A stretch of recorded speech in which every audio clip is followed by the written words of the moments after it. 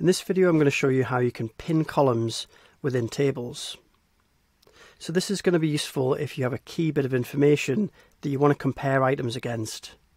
For example, if you're doing an asbestos survey and you're looking at sample results, you might want to pin the sample ID column so you can compare that against all of the other items and see which samples were taken in which location.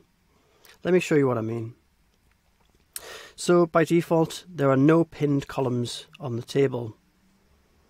Now let's scroll over to the sample ID column. If you hover over this, you'll see we have some options. So we can pin this to the left, we can pin it to the right, or we can remove the pin. Now we want to pin it to the left hand side so it stays fixed on the left as we're scrolling around. Now to show you this properly, I'm going to go into the full screen view. Now as you can see here, the sample ID is fixed to the left hand side of the screen.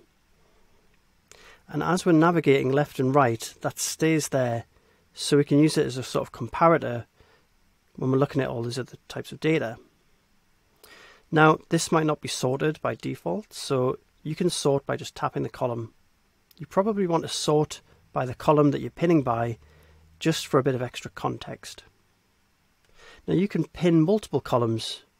Again, all we do is repeat the process and you can see building and sample ID are both pinned now and they'll follow us around as we scroll.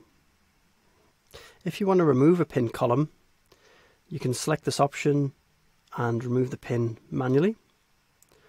Or if you want to remove all queries from the table, you can reset the columns and it will go back to the default settings.